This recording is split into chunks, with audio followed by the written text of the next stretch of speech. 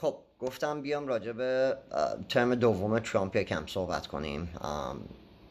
چیزایی که من داشتم بهش فکر میکردم گفتم بیام بذارم به اشتراک. اول از همه اینکه ترم دوم ترامپ شبیه ترم اولش نخواهد بود مطمئنا. خیلی آدم ها عوض شدن، شرایط جیوپالیتیکس عوض شده، شرایط اقتصاد عوض شده، شرایط دنیا عوض شده، شرایط ایران عوض شده. پس اون انتظاری که از ترم اول در واقع ترامپ ما داشتیم این تغییر خواهد کرد. ترم دومش به شدت تغییر خواهد کرد و شخصیت ترامپ هم این شخصیتیه که اهل جنگ بمب و نمیدونم این صحبت ها نیستش. بیشتر ذهنش اقتصادی و با پول و این صحبت ها کار، بازار و این صحبت مارکت ها و این صحبت ها کار میکنه.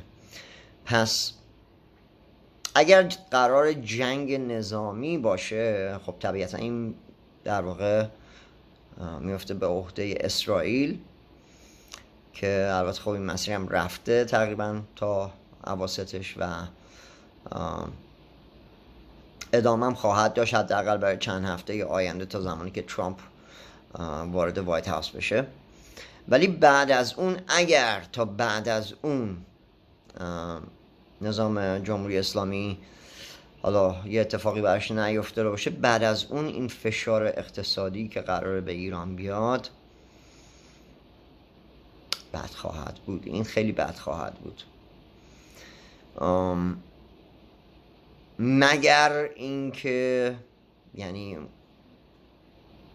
من دوست ندارم اینو بگم، ولی اگر ظرف این 8-9 هفته آینده که اسرائیل مطمئنا فشار خواهد آورد از نظر نظامی، اگر ظرف این 8-9 هفته چیزی عوض نشه در ایران،